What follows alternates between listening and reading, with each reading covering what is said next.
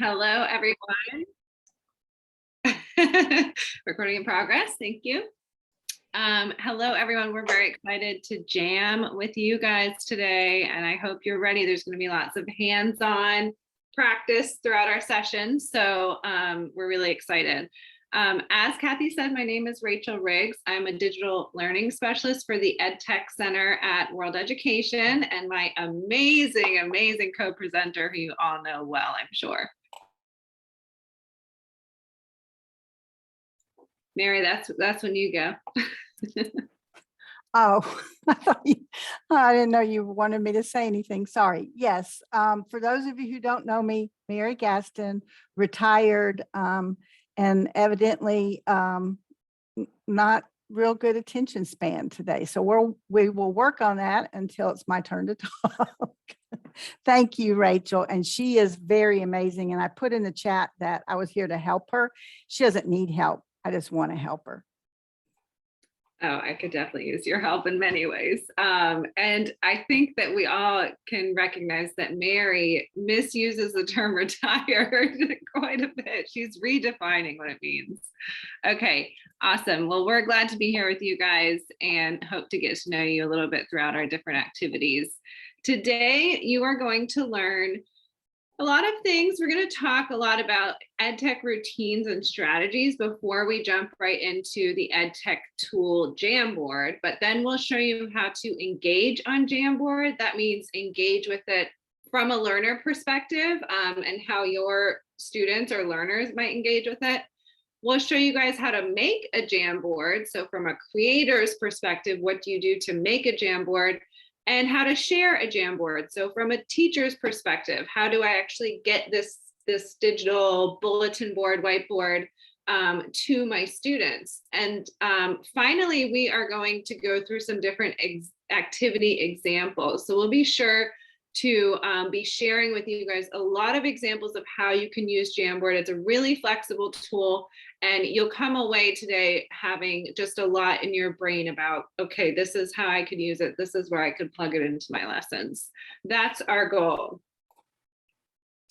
So before we get into Jamboard, the tool, it's always important to think about your overall strategy and approach when we talk about educational technology. Over the past 2 years with the coronavirus, with so much distance learning, we, I think, have all become collectors of technology and ed tech tools. So we want to really emphasize what does that look like strategically rather than collecting tools. What is a way that we can harness these tools and make them work in what we are already doing in the classroom? So one thing that we always say at the EdTech Center is that it is goals before tools, right? Jamboard is a tool, but what are your goals as an instructor, teacher, tutor? Goals before tools. So let's talk about how do we use EdTech strategically. I want to show you guys an amazing tool that will help you think through this, and it's called the EdTech Integration Strategy Toolkit. The EdTech Integration Strategy Toolkit has 3 main areas and areas of emphasis. The first is developing reliable and sustainable ed tech routines. And we're going to talk about what each of these means in just a second, but I just want to go over these 3 big principles around the toolkit. So developing reliable and sustainable ed tech routines. Why? So that we can become masters of the tools that we're using. We can become comfortable with the tools that we're using, and our students know what to expect. And we're not throwing out something new every time that we're in class. So that's why we need reliable and sustainable ed tech routines. And then we'll talk about prioritizing learning goals over learning tools. So if my goal is to communicate with students, what tool is best suited to that goal? If my goal is to assess, what tool do I need, right? So it's always learning goals before tools. And then finally, connecting the use of educational technology or ed tech with the acquisition of digital skills. So we know that digital skills and digital literacy is a big area of focus in adult education because adult learners and adult educators, myself included, right? We are constantly having to adapt to the new technologies around us, whether we want access to healthcare, whether we want to be able to manage our finances. In every area of an adult's life, you have to have digital skills in order to really keep up with the ever-changing landscape of technology. So, oh, there goes Siri. Siri always has to talk when I'm talking about technology.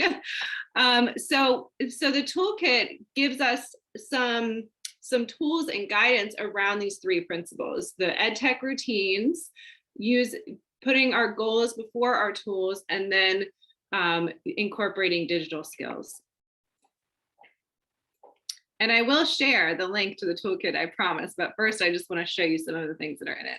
Okay, so first, the first area are the routines, right? So when you get into the toolkit, down at the bottom in that menu, you're going to see a button that says routines. Routines are based around familiar classroom routines that you might have, like engage and question. And I always think of the routines as like a lesson plan, right? When you create your lesson plan, you have some kind of template or method that you're working off of. So maybe it's your present, wait, what is that one? Present, practice, the 3 Ps. Somebody throw it in the chat if you know what I'm talking about. But everybody kind of has a framework that they're working with, and that's exactly what the routines are. And they could be applied probably to any teaching methodology or framework that you can think of. But these routines they start with, engage in question or process and practice. They start with those sections of your lesson plan, and they take you to guidance around what tools are suitable for that routine that you have. And they will suggest tools, but they'll never say that there is a tool that is the only tool you could use for this, because the reality is that we can use a lot of ed tech tools for a lot of different purposes. So then the next little area on that menu is going to be the ed tech tools. Now, when you go there, you'll find you're not going to be opening up this whole library of ed tech tools. Again, it's always goals before tools. So once you go to the ed tech tools, you're going to see a list of goals that we have as teachers, like communicate or assess. And then it will recommend tools for you according to that goal that you have.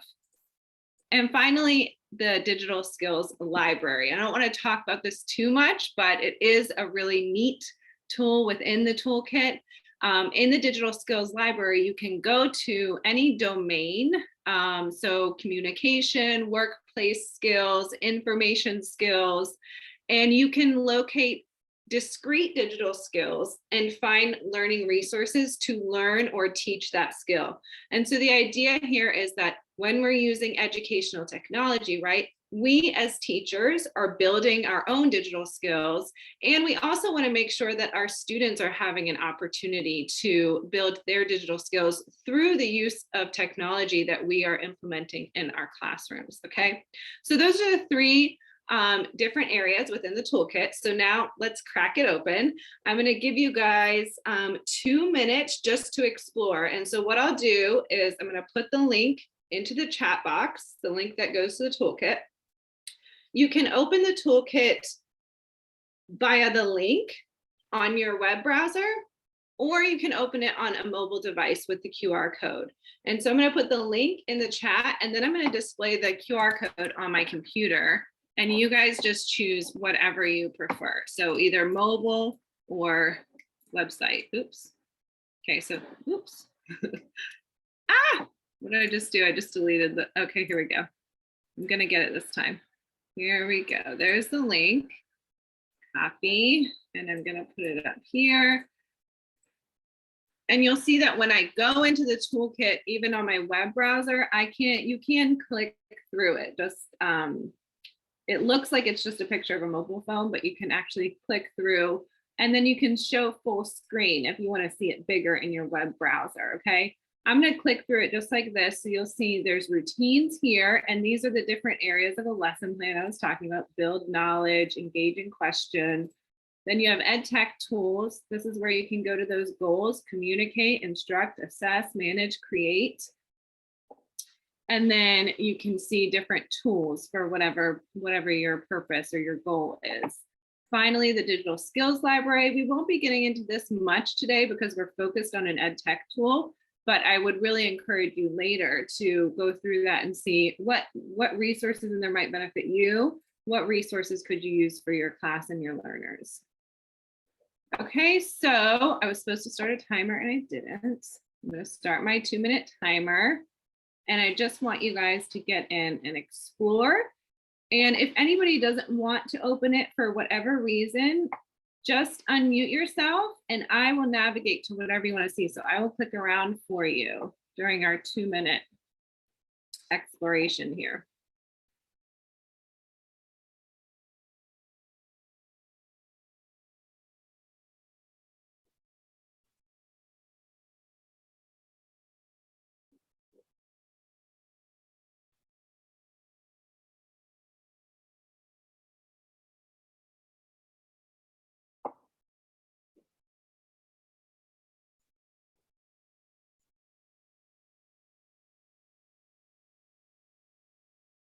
And in just a minute, I'm going to give you guys a scavenger hunt. So try to get comfortable with it now, because I am going to have you look for something within the toolkit.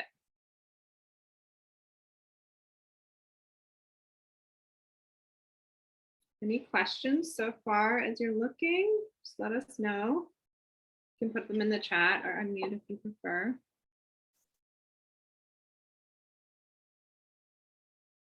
And so you'll see it always starts us out with either the routines. And when you go into routines, it really gives you such a great breakdown of, how to use the tool, what is the driving purpose, what evidence-based strategies does that routine, what evidence-based strategies support that routine, how to do it, and then even digital skills that are connected to the routine. So you can think about either what skills do I need as an educator to implement this routine using this ed tech tool, or you can think about what digital skills can learners build as I'm using this tool during class, right? So that goes either way for educator or learner. Okay, that was the end of our timer. Okay. All right, so come on back. Well, don't come on back. Stay in the toolkit. That's fine. We're going to do a little scavenger hunt. So I want you guys to go to either routines or ed tech tools. Go through, click around and see where you find Jamboard. So either find the routine that Jamboard connects to or what goal Jamboard connects to, and put that in the chat, okay? First person to do it gets a special prize, which is the virtual high five from me. Let's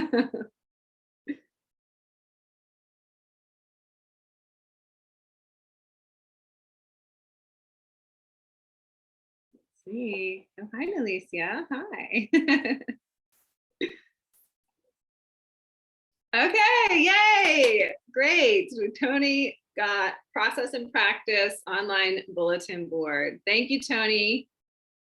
That's exactly right. That's one of the routines. There are more, so I want to see if any more come through. But yes, that's one of the routines that in the toolkit is connected to Jamboard. So we know now Jamboard is useful during that phase of class where you want students to be applying their learning and to be practicing whatever concepts you've just taught them. Anybody else? Okay, let's see. I'm going to go ahead and move on, but if you have found it in another routine or goal, go ahead and plop it in the chat. I'm going to hand it over now to Mary, who's going to show us how to use Jamboard.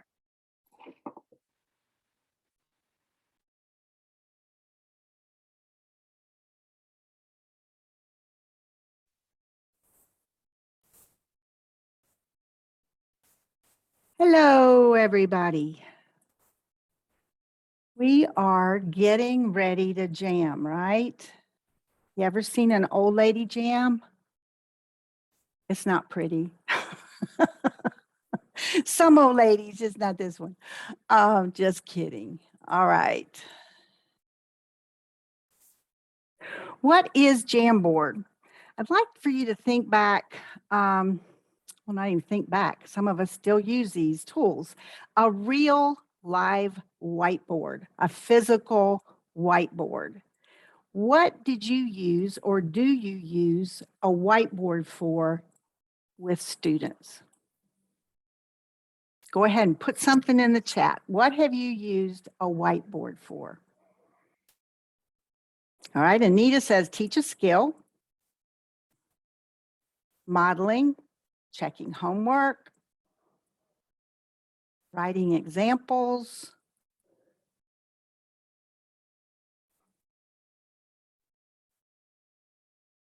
Lesson, students sharing their work, making a point visually. All great uses of Jamboard. Doing math problems, making a point visually. All great examples of using a whiteboard. And that's what Jamboard is. And however you've used a traditional whiteboard in the past, you can use a digital whiteboard for the same thing. Jamboard is simply a digital whiteboard that can be used to explain, illustrate, and collaborate. And there's actually a physical Google Jamboard. I think they're expensive, like a couple, $3,000. And the software that we use for this digital whiteboard is what went along with that. Now, whether it was intentional, I've never researched that. Whether it was intentional that we could use it without the real live whiteboard, I don't know. But either way, it's been a great tool. And as many of you said, you use it to explain, to teach, to annotate, to illustrate. And then you can also use it for students. I've seen lots of classes where students are at the whiteboard. Maybe they're at the whiteboard working collaboratively, but maybe they're up at the whiteboard working individually, but more than one student at a time. All right.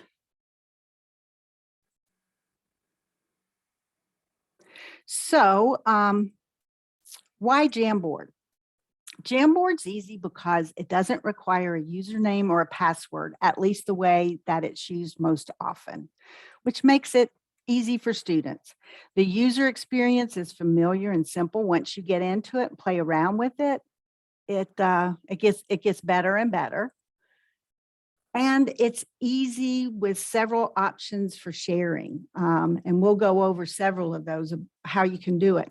It's very easy in a learning management system like Google Classroom, because you can, when you're doing an assignment, you can either share the link to the Jamboard where everyone's going to be in there together, or you can tell Google Classroom that you want it to make an individual copy for each student, which you don't have to have Google Classroom to use it that way. We're going to show you a trick today that will allow you to do it that way as well. And activities are visible and functional on mobile phones, which we know is increasingly important. That's not going to go away, I don't think. According to the Pew Research Center, the share of Americans with lower incomes that rely on smartphones for online use, that's only increasing. So there's some guidelines for using Jamboard on mobile. One is you want to tell your users to download the application. And actually, there's some extra things in the app that aren't available, some extra tools that are available in the application that aren't available when you use it in the browser. And we should always test the activities on a smartphone. If we know that our students are going to be using it on a tablet or a smartphone, we should test it out. So we're going to get started today by playing in the sandbox. And I'm going to drop a link in a minute for you to join us in the sandbox. We want you to just make a mess, have fun while you explore. Some of you are going to dive right in, and I'll model some of the tools for you. For those of you who tend to want to watch somebody else do it first, there's nothing wrong with that. There's no rules in the sandbox except for one. There is a button when you're working on one of the frames in a Jamboard that says clear the frame. When you got a lot of people in there working together, don't click that button. because that will wipe away all the work that's on that frame where you're working, whether it's your work or not. There's an eraser tool that you can use if you want to erase something you've done, but stay away from this when it's a multi-user Jamboard. And if you've already done Jamboard in the past and you want to try something new, then I can definitely put a QR code up where you can scan it. But this is the Jamboard. I'm going to show you where I get the link. Click on the blue button. I want to make sure anyone on the internet with the link can edit. You want to make sure it does say edit, or the people you share it with aren't going to be able to do anything when they get there except look at it. And then I want to show you a little tool that's up here on my address bar. It's a little box with the arrow to share. I can click there and then I can click QR code. And so a person could scan that if they want to. So I'll leave that up for a couple of minutes. But when you get into the sandbox, I'll go ahead and keep talking. I know I've only got 2 people in here so far. See, now we have 3. You can tell by those symbols up there. Now we have 4 viewers. But there's a toolbar over on the left, and there's information that is in the background here that will tell you about some of those tools. When you're at the top, you can go to other ones. If it gets too crowded on the frame where you are, you can just choose a different one to work on. And you do that, navigate back and forth. These are called frames. They're like slides. And you can jump around that way. Now, those of you who want, who aren't ready just to, somebody's ready to jump in. Look at that. Their computer is on fire. But this top tool, you just keep, if you're the kind to dive in and play, you go right ahead. I'm going to talk about some of the tools for those others who are a little more reluctant. This is your pen tool at the top. If you click the arrow next to it, you'll see a marker, a highlighter, a paintbrush, and you can choose different colors. Here's the eraser tool. So if I were to write something in yellow right there, and then I wanted to erase it, I just do it that way. This is the clear frame button that you don't want to use. It would take everyone's work. All right, you've got a select tool that you can use to move things around, and there's other ways to do that too. You've got a sticky note that I just threw up there. If you're watching my screen, you can choose which color, and then you just click in there and type something. And there's that universal rule that if someone's watching, you can't type. It's always that way. You can, I think someone's grabbed mine. You can move it around. You can make it bigger. You can make it smaller. You can use the skinny snowman, the 3 dots that always mean more. You can do that to edit it, duplicate it, and I'm going to delete mine and get it out of the way. Oh, I don't know who wrote that, but I love you too. And there we've got people working on some of the other frames. If this one gets too crowded, don't clear the frame, just go to the next one. You can add images by clicking on the image tool and look at all the different ways. I wanted to show you what you can do. I'm going to click the camera. Oh, and because I'm in Zoom, it's not going to let me. I forgot that. But normally you could just choose your camera tool and take a picture and use it right there on the Jamboard. And you can search for images, and you can look in your Google Drive and your Google Photos as well to put something on there. You can draw shapes. And if you do draw a shape, I'm going to go to the next one to draw a shape. And I drew a circle. I can come up here and make the outline color blue. And I can go here and make the inside color, the fill color, yellow. And then you could put a text box in there as well. And then here's your text box. And you just, once you select the text box, you just click on the Jamboard.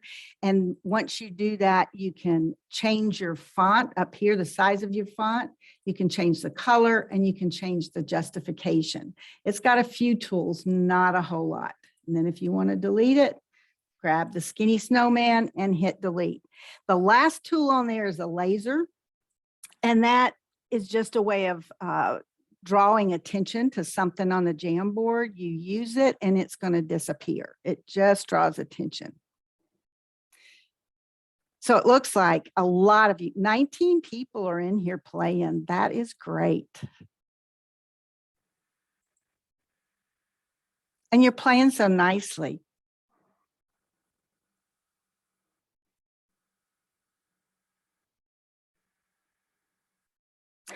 Oh, Rachel, I didn't know that tip. That's great.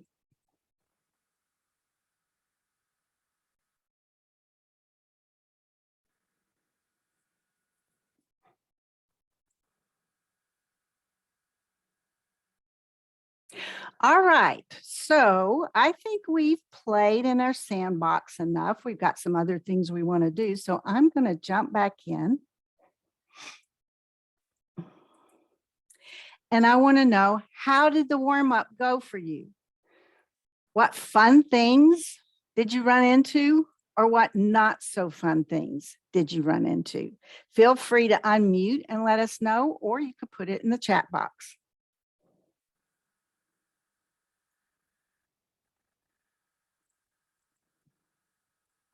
What did you learn while you were playing?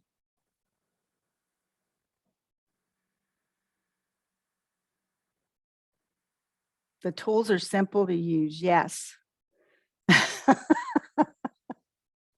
Some people are better artists than Kathy. You can't really mess up some of the basics. And do watch when you're putting in the chat box whether you want just me to see it or everybody to see it. The erase versus a clear frame. Yeah, I think we've learned, a couple of us have learned that the hard way. This is fun. Sticky notes, great for annotating, yes. Now, I don't know if anybody was on a phone or an iPad, tablet, whatever, but I mentioned there are additional tools, and some of them are really cool. We don't have time for that today, but you can use a stylus, which is a lot easier than trying to write with your mouse. Yeah, that's a great idea about using the different colors. Sharon said each student could have a different color, and that's how you could differentiate. That's great. It is funny when they can move your stuff. All right, great. Jamboard can be used in different ways. It can be used as a group or collaborative activity. Now, I think for the most part, what we just did was more of a group activity. We were just kind of doing our own thing. I guess we had to collaborate a little bit to, navigate space where we could do our work. I tend to use this a lot as a collaborative activity. The Digit class that's meeting on Thursday night, we do some things in the Jamboard where each group will have its own frame, and then they work collaboratively on their frame while other groups are working on different frames, which really seems to work well. You can use it as a synchronous or an asynchronous activity. And you can use it as an individual activity, like a worksheet.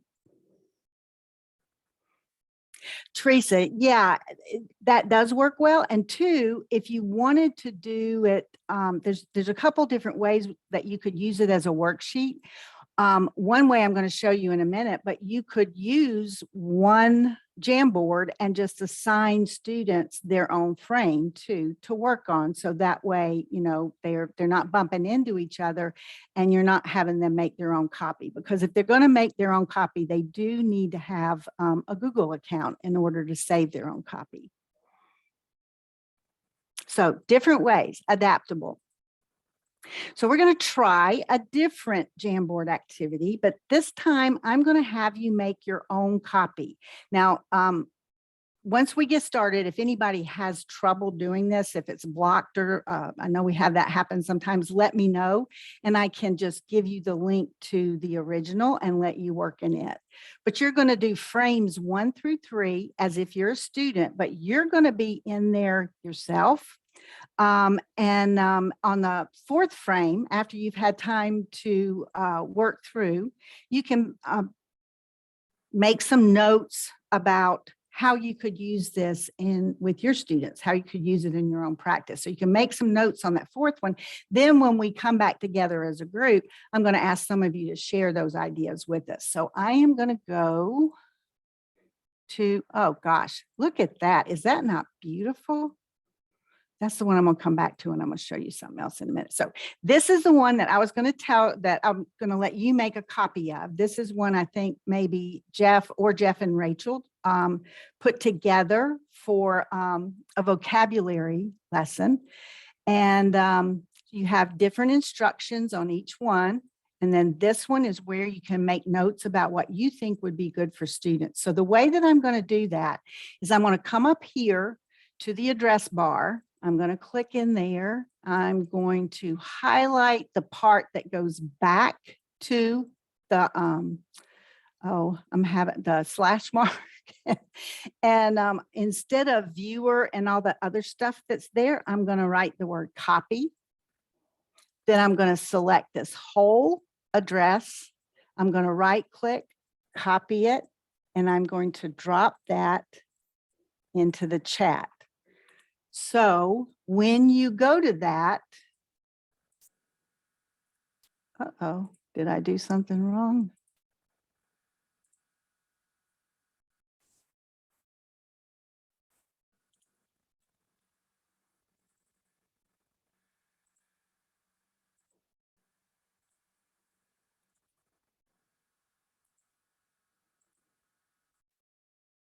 This is what it should do. And then you can make a copy, and that copy is going to be saved on your Google Drive. So when you're in there working on that, Jam, no one else is in there with you. And that is like using it as a worksheet. So I won't be able to see your work. None of us can. Rachel. I just want to say that I had no clue that having it all caps versus lowercase would cause a problem. So I just want to point that out, that's a good lesson learned. You can't have it all caps or the copy link doesn't work.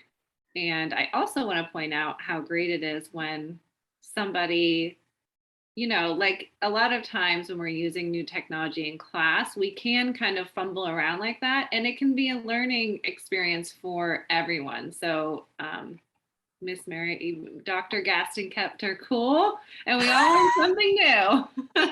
Well, right, I was just praying. That's what it was. It's like, what did I do different here? And sometimes when I go to select an address, maybe I miss the end. And I thought maybe that's it. But sometimes my brain goes faster than my mouth, which is not often. Usually the mouth is going faster. But anyway, yeah, I had no idea about that either. And we've talked about that in our Digilit group the last couple of weeks too, about how the more you do things like this, the more comfortable you get. At least I have, especially over the last 2 years, the more comfortable I get with my imperfection. I don't mind messing up as long as it's just not time after time after time. But yeah, getting more and more comfortable with my imperfections. And Mary, you did have a question about it coming, if you wanted to see our work. So you may be going to answer that going forward. Yes, then you could, a student could then share the link with the teacher. If it's in Google Classroom, I'm not going to get into that today, but when you're in Google Classroom, and let's say you had a link to this, but you didn't have to put the copy on the end. It's just the regular link that you can grab here. Now notice this one says view, but if you're making your own copy, you're going to be able to edit in it. If I were going to share this copy with a group, I'd want to make sure I change this to edit. Okay. But if I copied this link and went to Google Classroom and created an assignment and attached that link to the assignment, it's going to ask me, do you want them just to view it do you want them to be able to edit it? And if you said edit it, they would all be in the one document together. But another option in Google Classroom is you want each student to have their own copy.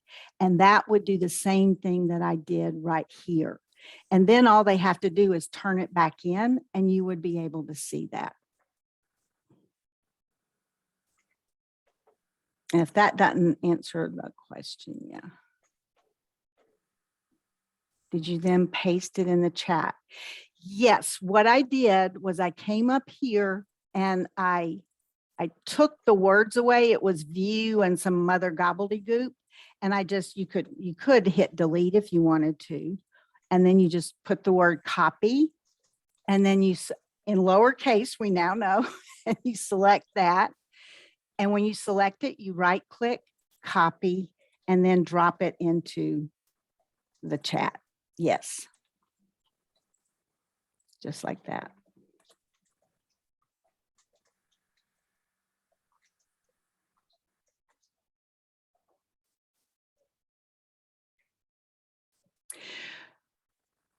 Kathy, are you asking if they wanted to turn it in? They could. Yes, yes.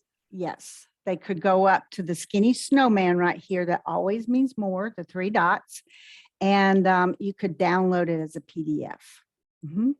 Now you can save a frame as an image, which we're going to talk about in a couple of slides, but that would just be one frame that you were saving and it saves it as a PNG file. All right, so we want to make sure we have some time for you to see some practical applications of this. So what I'd like to do is ask any of you, as you were working your way through this, did you have any ideas about how you could use it with students? And if so, would love for you to unmute and tell us or put it in the chat.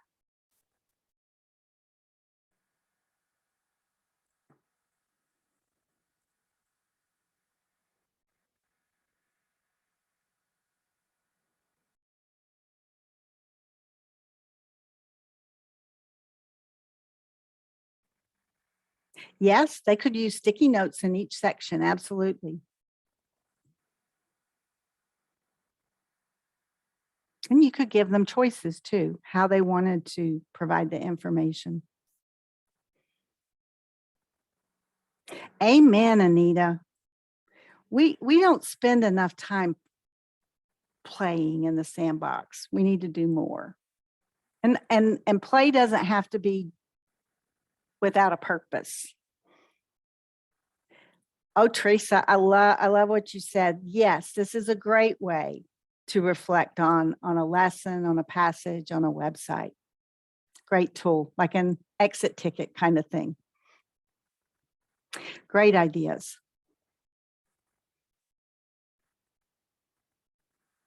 Yeah.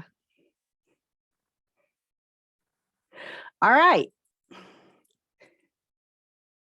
You could provide students with individual specific feedback. Yeah, you sure could. A way to comment back on the work that they've done. All right, now you get to create your own jam. And I'll go over this slide, but then I'll also walk through it at the same time. Yes, doing these at the beginning of a class as a warm-up. We tend to, in the digital class, through at least the last couple of years, we always try to do a check-in with everybody at the beginning. We've not seen each other for a week.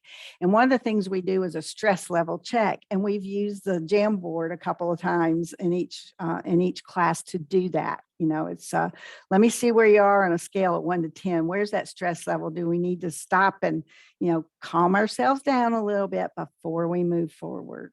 It's a great tool for that too, engaging people.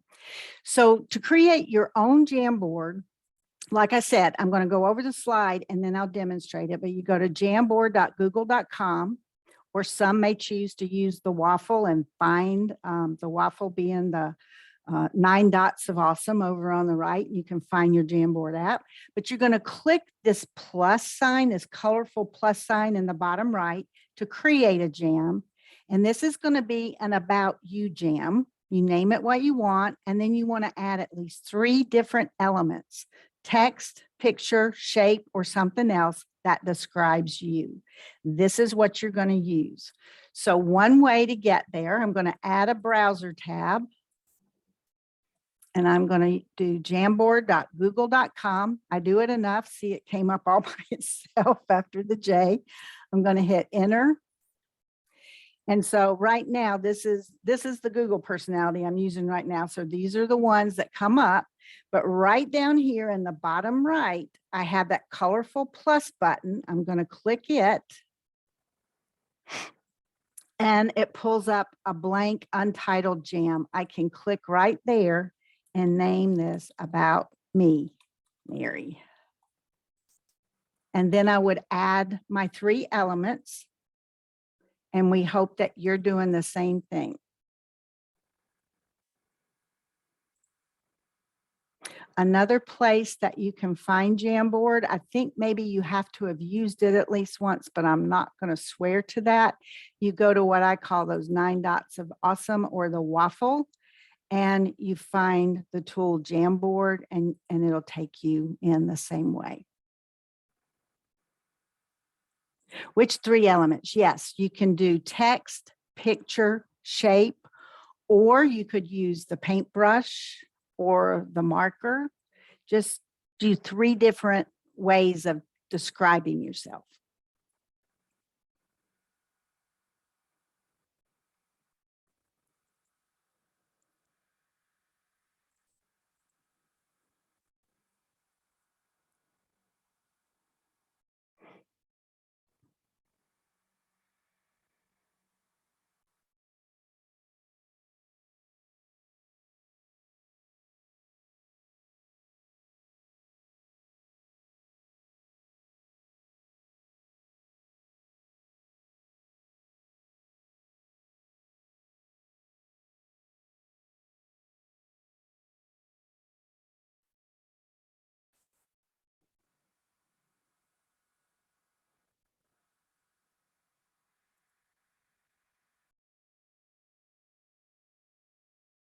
And I'm sure you're not finished, but I'm going to go ahead with the slides, make sure we still have plenty of time. You keep working if you want, but keep your ear out because you might hear something that that interests you. The next thing I'm going to show you is about adding a background in Jamboard. I'm going to jump out and actually show this to you inside of a Jamboard, but know that you have these slides that you can refer back to. So let me go, I wanted to go back to our sandbox right here. Now I'm going to go over, where is that first one that was so busy? You see how busy all of this is. If I go up here to set background, now if you've got something selected,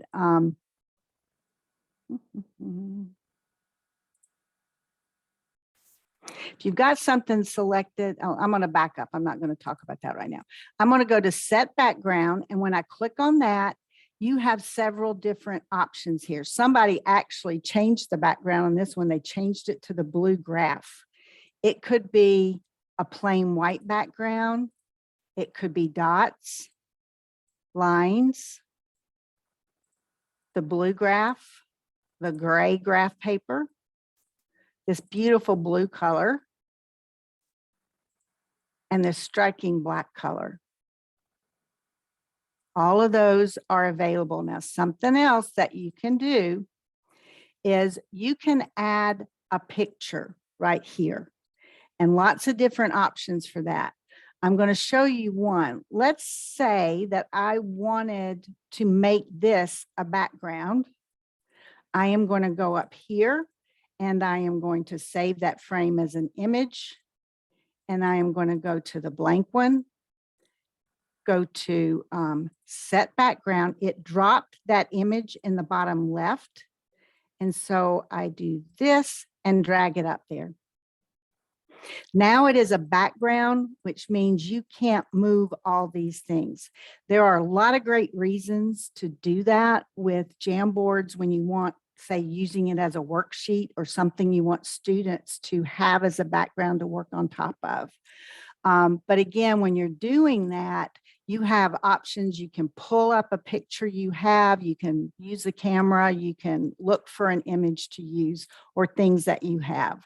But what I did there was I saved a frame as an image, and then I could add it as an image if I wanted to, but when you add it as a background, it locks it in so that you can't move. The same way when you got this Jamboard, you didn't have these things, you couldn't move these things right here because it was a background, okay? All right, so that's doing a background. Lots of customizable options. This is what I just showed you, how you can save a frame and then make it a background, save the frame. You can also build a background in Google Slides. Sometimes it's a lot easier to design a background in Google Slides. If you wanted to do that, you do your slide, go to File, download as a PNG, and then that would be the picture that you grabbed to do the background that you wanted in Google Slides. All right, if you want to share when you are in a Jamboard, when you're in a jam, you want to click the blue share button and you want to make sure that you change this to anyone with the link, because right now it's restricted. So Rachel would be the only one that could get in here. So you change it to anyone with the link, and then you decide if you want them to view or be an editor, and then you copy the link. And that's all there is to sharing it. This is what I walked through earlier. I'm not going to spend a lot of time on it now, but I want you to know it's here. This is how you can take the link of that Jamboard. You can change the end of it, add the word copy, then you copy the whole address, and that forces a student to make a copy. They would have to have a Google account in order to use it that way. Other options, I showed you about downloading as a PDF. Kathy had that suggestion earlier. You also, when you go into somebody's and maybe you want to make yourself a copy, or maybe someone is sharing a template and you only have view rights on it, you can go into the Skinny Snowman and you can say, make a copy, and it will give you your own copy that you can then edit and change. Two things I want to tell you real quick, limitations about Jamboard that I hope they change soon. You can't embed videos right now, and you can't use hyperlinks. Surely they're going to change that. But two things you can get if you're familiar with Chrome extensions, those you get from the Google Store. These are free, but there's one called Bitmoji, and then they live right here on my browser bar. And for Bitmoji, you create your own character. And let's just say I can tell it, I want my Bitmoji to say, let's jam. So there I come up with, let's jam. I can just drag that over. Well, usually you can. Oh, I was on the slide, wasn't I? I can go up there. I can grab my let's jam. There's a different one. And add that. The other one, and I don't know if you're in the Giphy camp or the Jiffy camp, but there's arguments on both sides about how to say that. And you could do the same thing. Look for one that you could add.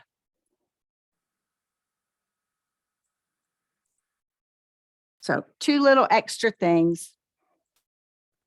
Fun. Jiffy is a type of peanut butter. Yeah. And there is a GIF about Jif. So we could look that up if we had more time. All right. I hope that you learned something about Jamboard that you didn't know before. And now Rachel's going to bring us back around to some great applications for how to use this in the classroom. I think the About Me is a great application for the classroom. That was fun. I actually got so into my About Me that I forgot I was going to be presenting.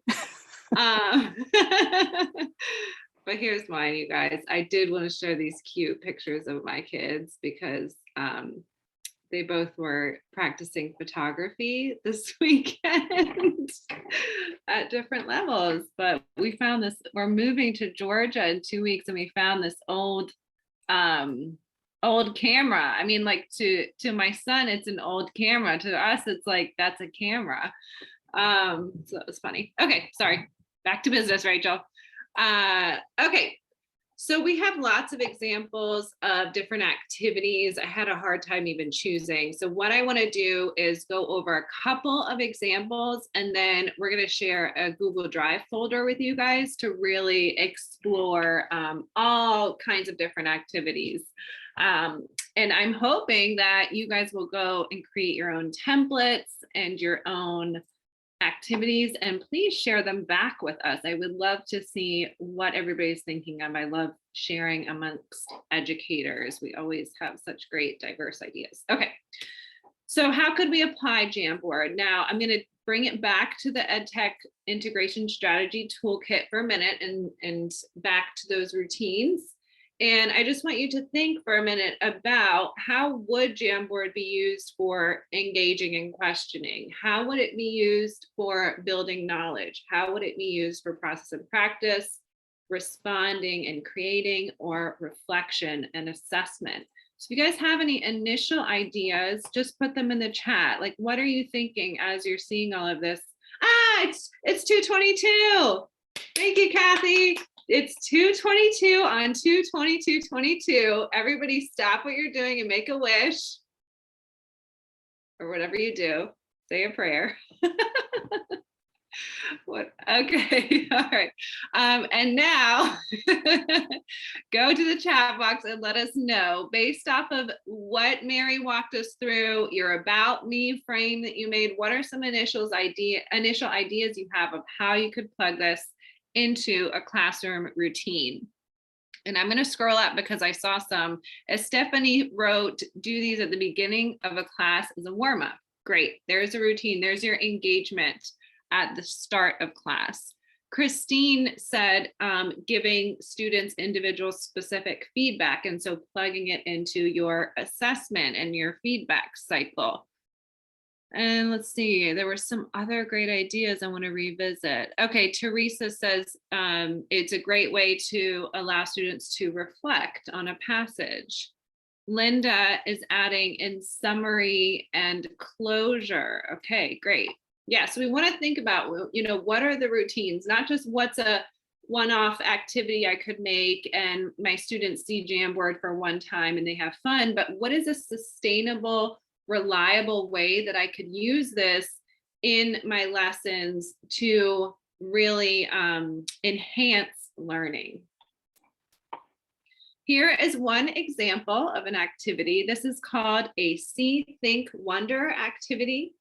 And it's part of kind of that initial engagement, activating background knowledge before you start a lesson. It's a routine that allows students time to consider not just what they observe, but what do their observations mean? And so it's about thoughtful observation. It's about setting the stage and stimulating curiosity. If you happen to be a language instructor as well, it's a great way to give simple sentence frames where students can express some of their thoughts. It's a simple one sentence. I see blank. I think blank. I wonder blank, right?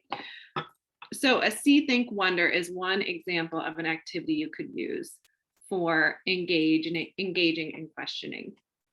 Oh, I'm seeing more coming through in the chat. Okay. Anita can't add Jamboard. Sorry. Yeah, that happens a lot. I mean, there are a lot of restrictions that come at schools and companies and organizations have around Google. So I know a lot of teachers who would run their Google Classroom just from their personal accounts. It was just easier for them to share. So something to think about.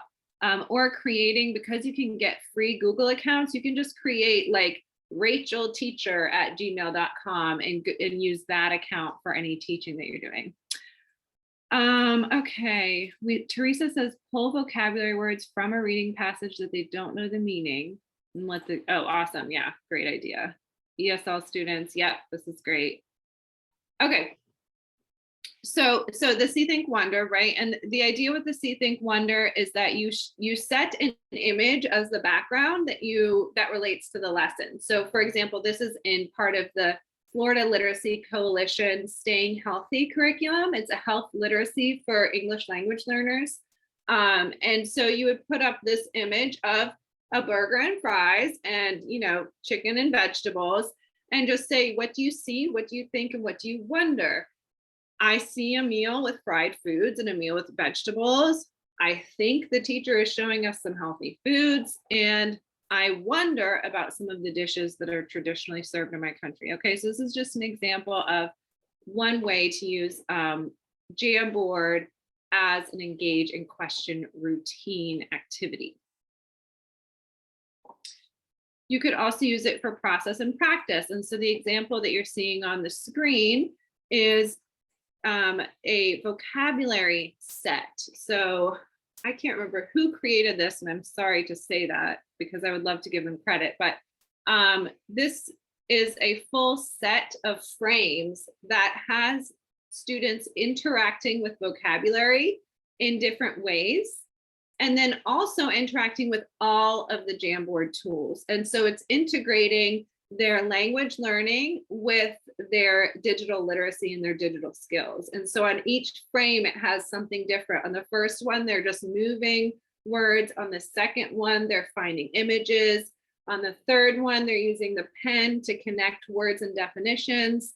So this is a great example of how you can use Jamboard for that process and practice routine, for vocabulary building, but also to incorporate digital skills in your lesson. So I want you guys to take a moment to explore some of the examples that we have. And I'm gonna, well, let's see, we have until what time? We have until 3, right? Not 2:30. That's right. We have until 3. Okay, good. Okay, good. So I'm gonna put the Google Drive link into the chat box, and I want you guys to take just like maybe 10 minutes to get in and look at some of these different activities. And I would love to hear from you throughout the process. If you want to unmute and say, oh, I'm looking at this one and I like this, and I would love to hear from you. So let's take some time. We definitely have time. So I'm thinking 10 minutes to get in there before we wrap up. And you guys check out all of the different activities that are in there and let us know what ideas those are bringing up for you. Okay, so the link is in the chat. I'm going to open the folder myself and kind of look through some of the activities myself, talking through them. But feel free to interrupt me and say, hey, can I see that again? Or I'm looking at this one and I like XYZ, or this is giving me an idea that I could do this.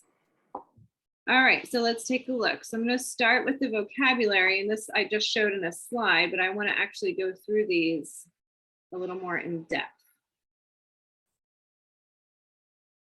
Okay, we got a couple people in here. Awesome. So on this one, like I said, the first frame, oh no, I'm in view only. Uh-oh. Mary, did we share? Do I need to adjust the permissions on this folder? I think we made them view only so they could make copies, Okay, okay. but it's fine to open it up if you want. I mean, to add, make them edit. No, let's keep them view only. So I'm going to show you guys, I'm going to make a copy with this one. So you change that last word, viewer, and I'm going to change it to copy. Make a copy. And now this is my own copy that none of you are in. I can edit it. I can swap the words out if I want to use it for a different activity. Something to keep in mind when you're looking at these tablets is that anything, tablets, as you're looking at the templates, is that anything in the background is fixed. So if you don't have the background image, it's gonna be harder for you to kind of recreate that. So that's just something to think about, is if you change that background image, you're not gonna be able to get back to the original because you don't have that image, right? Okay, so for this one, you see it's just simply dragging words. So it's kind of simple to start out, and they're dragging them according to how familiar they are with the vocabulary. On the second frame, like I said, this is where they actually go and find images to plug in for different vocabulary words. So they can do a Google image search of a word and add it to a box. So another way to kind of check their understanding, another way for them to get repeated exposure in different modalities to the vocabulary words. And then this one, they use the pen to connect the terms with the appropriate definition.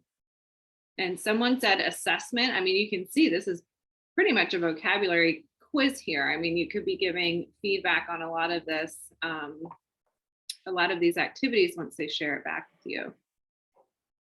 And then here they use the Post-it note to write a sentence for each of the vocabulary words. And again, you see we're trying to take them through all of these different tools so that they can be building digital skills along the way and getting exposure to different tools. And then finally, on the last one, they have the QR code for the Quizlet set that parallels this vocabulary set.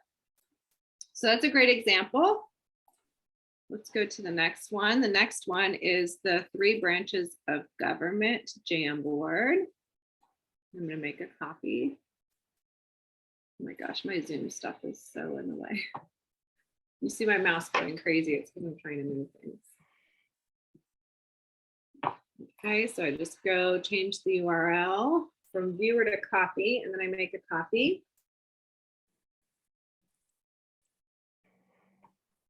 Okay, and then you can see here, they're just dragging and dropping words into the correct branch. And then there's an answer key on the second frame. So I like these examples. They show you kind of some different ways to set it up. The last one had an extension activity on the last frame. This one has the answer key on the last frame. So lots of different ways to set them up so that they're kind of seamlessly a part of your lesson. Let's look at sticky note brainstorming.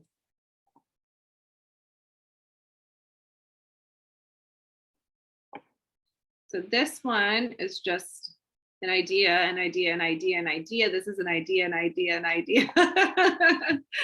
But you know, it's just kind of showing you that you could have your background image. This page is about blank topic, and students can add their ideas and brainstorm around that topic. And so we're also seeing here just the flexibility across all different content areas, all different topics, all different learner levels. You know, it's really open-ended what you can do with it, just like a whiteboard. Seeing something in the chat. Okay, Linda says, can you take work someone has created and edit it for your use? Absolutely, Linda. So let's look at how I would do that. Okay, so I would make a copy first of the Jamboard. Okay, and so now this is my Jamboard. I loved this idea. I'm just being hypothetical here, right? I loved this idea. I saw another teacher do it and I said, hey, can I have the link to that? I changed it to a copy link and now I'm using it for my own class.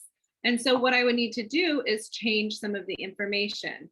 Thankfully, this is not part of the background. If this was part of the background, I'd have to start from scratch because I don't have their background image, but this is not part of the background. It's just a text box, so I can go ahead and change this. This page is about learning new technologies, right?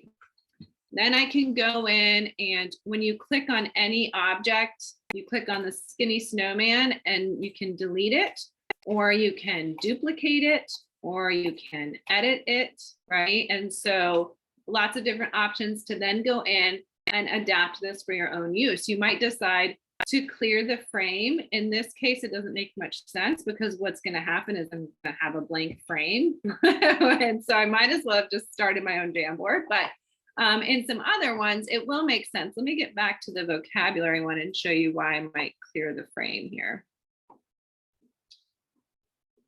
So I make my copy. And then on this first frame, I've got all of these words, but I actually want to adapt this for a different set of vocabulary. So if I want to do that, I might clear the frame. That's going to get rid of the whole word bank, and I can start my own word bank. So clear frame, and you see it kept the background, but it removed the word bank. And so now I can just add the words from my vocabulary set that I want to add. Okay. I'll go to the second frame, and you see all of this is fixed. So what's going to happen here? If I clear the frame, nothing happens because there are no objects on the frame. It's a background. This is all a background. So if I go to set background and I click on the polka dots, well, guess what? I can't use that background anymore because some teacher in Missouri created that and she has that background and I don't have that background image. So, you know, that's kind of that's what happens when you're using other people's jams, is you have to think about, okay, if this is a background, I'm going to need to recreate it. But if these are loose objects, I can clear the frame and I can add my own vocabulary words. Okay.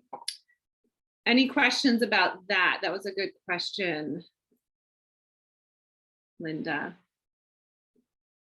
Yes, and there is. Thanks, Kathy, for pointing that out. I made that this morning kind of on a whim. There is a page in the folder that we shared with you that it kind of just reiterates Mary's instructions for making a copy, but that is there. So in case you forget later, you can look at that. How can I use these for my class? Okay, let me look at some comments and catch up in the chat here. Since I teach HSD classes, these would be great reviews prior to formal assessments, rate, and final exam. Awesome. Also be used to help guide students through a lesson on conducting research to complete a formal written submission. Absolutely. I love the idea of like using Jamboard as kind of a drafting stage. So whether it's, you know, before a formal assessment, right? We kind of have this low stakes environment to interact with. And then if we're talking about, you know, a formal written paper, we have a low stakes, fun and engaging environment to put ideas out and brainstorm. So those are great ideas, Teresa. Thanks for sharing. Yeah, absolutely. Yeah, if you guys have more ideas, please do share them. I love it. And so let's see, should we jump into more of these?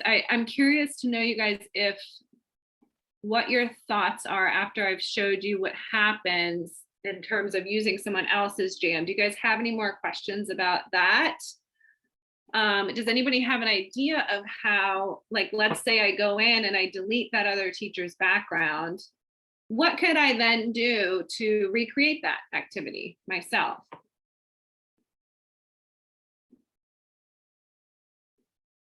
Any ideas of what you would do if you went in here, you cleared the frame and you put the polka dots here on accident? How would you recreate that activity where they have to add images for each vocabulary word? Where would you guys start? Okay, hit the redo button. Thanks, Anita. Yeah, you could hit the undo button.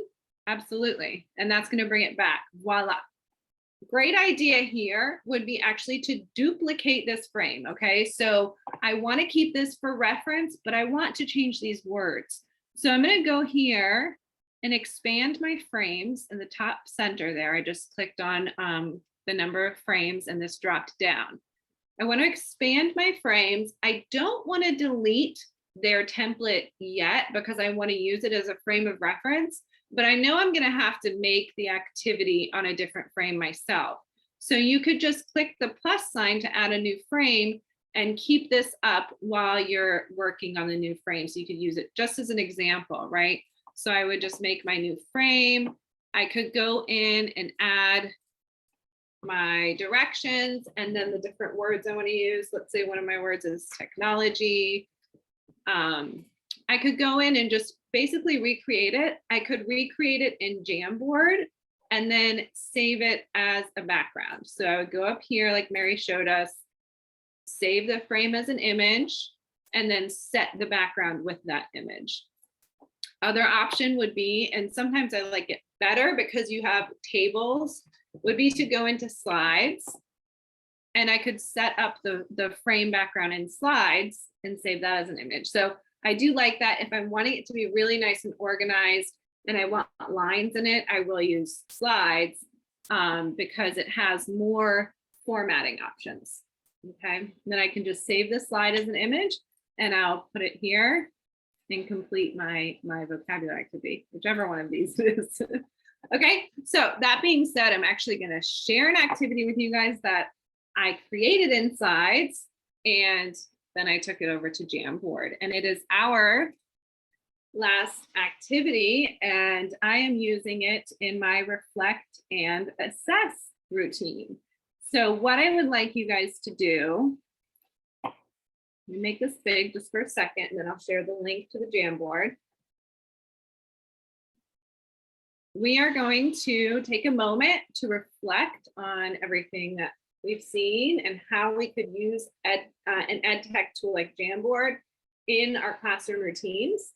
So the Jamboard that I'm about to share with you has frames for each routine that is in the ed tech integration strategy toolkit. It's a long name. It has all of the routines on different frames. So I would love for you guys to go into each of the routines and think about, what do I do now for this routine and how could I enhance it with Jamboard?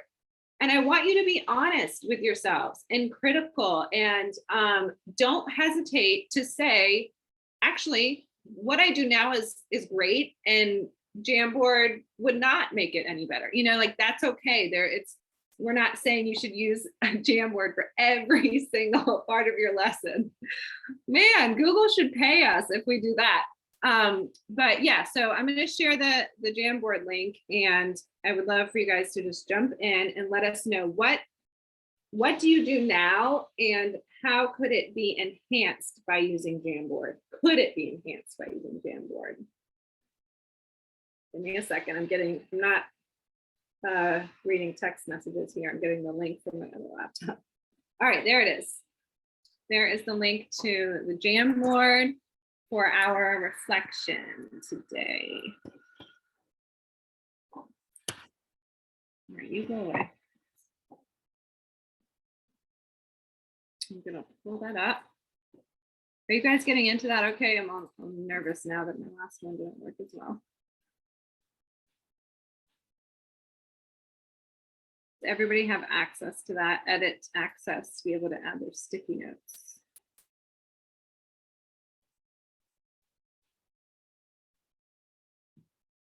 Okay, great. Thanks, Mary.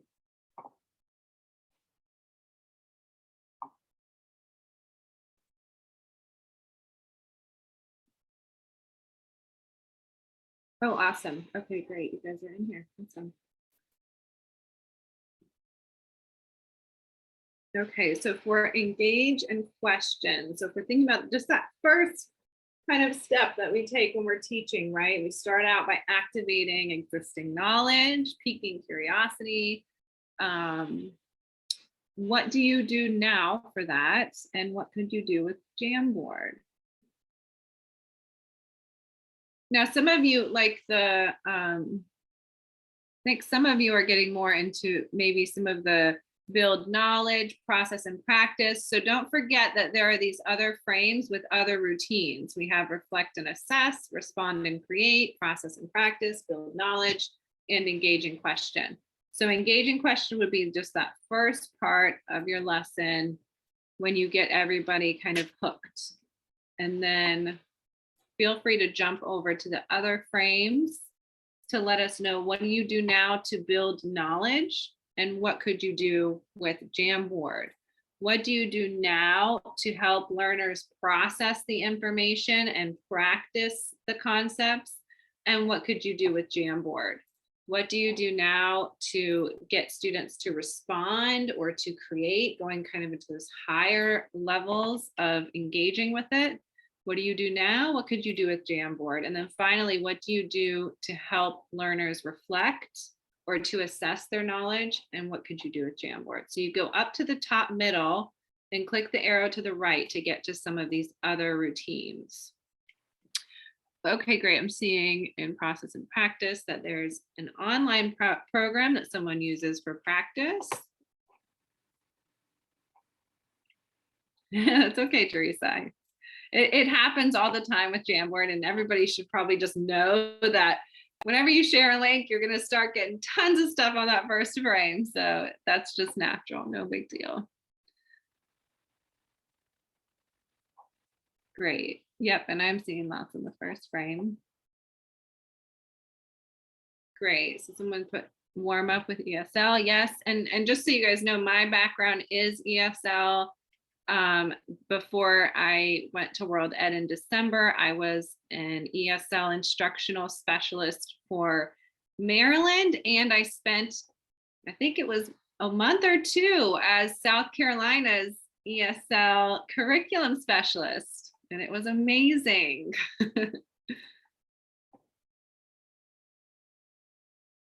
But I use Jamboard for everything, classes, PD, even just, you know, sometimes with my family, I'll torture them with some of my ed tech tools. Right. Loving these ideas.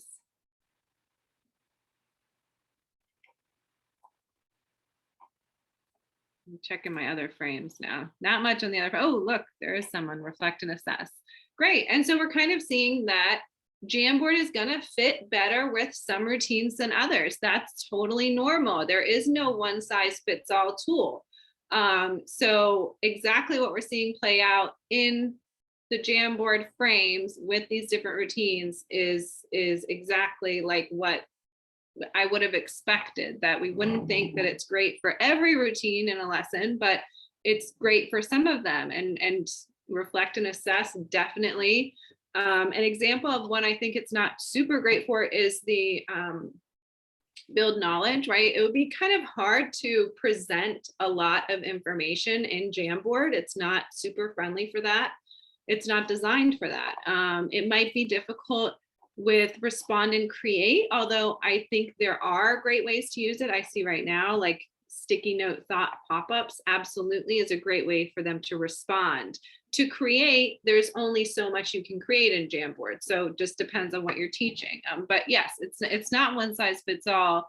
It'll lend itself better to some routines than others, but it is something that we can leverage. Okay, awesome. So at this point, do you guys have any questions? I know we still have 12 minutes, so I don't want to cut off any of this great idea sharing. Keep adding your ideas, but I do want to open it up. Does anybody have questions about Jamboard, how to use it, why to use it, would it work well with blank?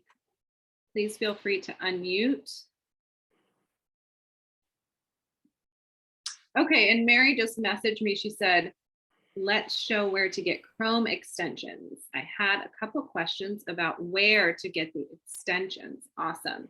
So I'll show you guys, first of all, if you're looking at my screen, let me annotate here. If you're looking at my screen right now, anybody who is interested in Chrome extensions, I'm just going to point all the way up here to this puzzle piece. Okay, that's where all of my extensions live, in that puzzle piece. So if I drop, oh my gosh, I stopped sharing instead of annotating. Okay, there we go. So if I drop that down, I can see all of the extensions that I have. I have some that are pinned, and it's super easy to pin. I just click on this little pin right next to them. And those are the ones you can see here. So I have the Bitmoji one pinned that Mary showed. So these are all my extensions. Now I can go to manage my extensions to have some different options for settings and so forth. Or I can go to, and honestly, what I do, let's just be honest, okay? I go to Google Chrome extensions. I just type it right into Google and press enter, and it takes me to the Chrome web store, which is the official name for it. But for me, I just call it the Google Chrome extensions in a search. Okay, so I go to the Chrome web store, and once I'm there, Now, keep in mind, if you're working on a work computer or work account or anything, some of these might be locked for you. Some are locked for me, but Bitmoji fortunately is not. So I would just search for Bitmoji there. And then you can see, if I click on this one, it has a banner that says added because I already have it. But if I didn't have it, it would say add to Chrome here, and I could just add it to Chrome. Now, anytime you add an extension, you're going to have to like create an account through whoever created it. So like you have to have a Bitmoji account in order for it to drop down like this and give you options. But you can add the extension, and then once you have Bitmoji here, it's going to walk you through the steps that you need to get your account set up. Okay. I have another question in the chat I'm going to jump to, but if you guys have questions about the extensions, let us know. Nancy says, how do you incorporate the drag feature to your Jamboard? So Nancy, I think you're talking about in the vocabulary that we were looking at. Is that right? Let me know if you were talking about the Yes. Okay, great. Yeah, so there's no feature that we're incorporating. The only thing we're doing is adding a text box. Okay, so I'm adding a text box that says technology, and then I'm telling students to drag the words. Now, important to note, if they have the pen selected, they're going to be going like this. Okay, they have to select the mouse to drag the word. Okay, so I've run into that before where they don't, they have something else in the toolbar selected, and so they end up kind of scribbling or whatever. So when you have the mouse turned on, then you can, oops, rotated it, you can drag it, okay? And if you saw how I just was up here in the top left, I can rotate it. Ooh, it's making me dizzy. Okay. Yes, thank you. Yeah, no problem. Okay, let's see what we got here. Saving Jamboards. So that's a great question. That's a great question. So I do want to add, while we're talking about saving Jamboards, Mary gave some great insights in the chat box. I will say that one great way to make sure that they're saved where you want them to be saved is to start in Drive. So if you start in drive.google.com, you can go to New, More, and Google Jamboard. Now, if I create it in here, it's going to be in this folder. So if I have the folder open and I create the Jamboard while I'm in the folder, it'll automatically be in that folder. I like to do that because I do find it hard to move Jamboards after the fact. Let's see what you right click and do the move to, right? So, okay, it's not allowing me because I don't own this, but that's how you would do it. You would look at it in your Drive, drive.google.com, right click on it and do move to right here. And you'll notice that if I go to Jamboard, right, I can go to jamboard.google.com and it's going to show me all of my jams, but I can't move them anywhere, which is really, really annoying.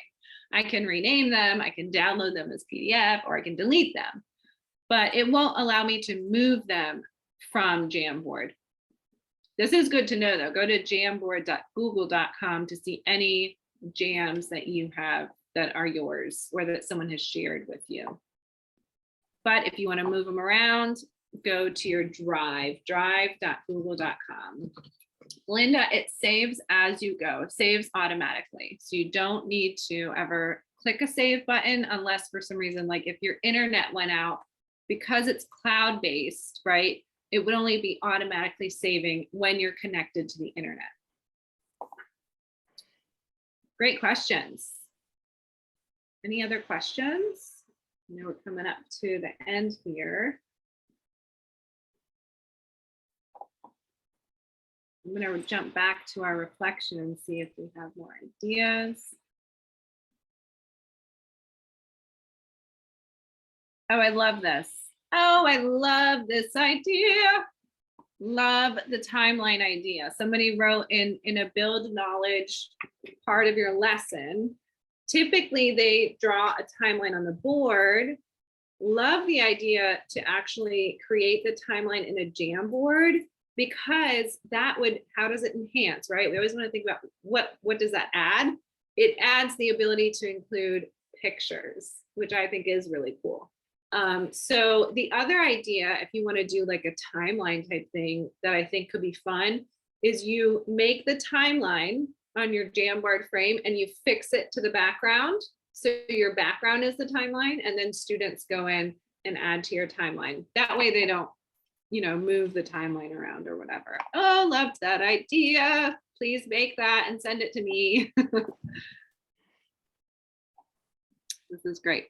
And I like too, somebody put on engaging question that sometimes students are shy to speak in class, and that's so important and true. And it's another great thing about Jamboard is we can really be facilitating a discussion, and you can have students who are in the classroom talking and other students who feel more comfortable with written communication could be adding to your Jamboard, right? So it kind of allows everyone to participate in the way that they are most comfortable. These are great. Yes, yes, someone added they could put examples in Jamboard to see who has mastered and where there are deficits. Absolutely, it's a great way to just quickly capture, okay, where are we? Where are we as a class? And even just like, again, if you want to give that anonymity to an activity, have them rate in Jamboard, like, okay, how comfortable are you guys right now? How ready are you for the test? How comfortable are you with the material at this moment? Just a great way to kind of get a low stakes pulse check going. Great ideas, you guys. Yes. Sorry, it's supposed to be annoying to listen to if you're not looking at my screen. I loved the sorting activities between got it versus I need help, right? So you have like all of your objectives or all of the activities you did that day, and you have them put them like this side of the frame if you've got it and you're good to go, this side if you still need some more support. And then you kind of get an idea of where everybody is with what you've covered.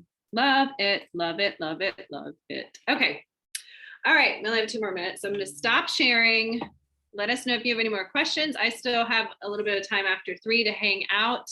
We will be doing, or I will be coming to the Spring Institute to talk more about the toolkit and explore that a little bit more. So please, if you are interested in the toolkit and you want to get to know it a little better, if you want to become best friends with the toolkit, come to my Spring Institute session. Thank you, Kathy, and thank you, Mary. I hope you guys enjoyed this. Thanks, Thank you, Rachel and Mary. That was a great session, and thank you everyone for your participation. That's what made it so fantastic. I'm going to stop the recording.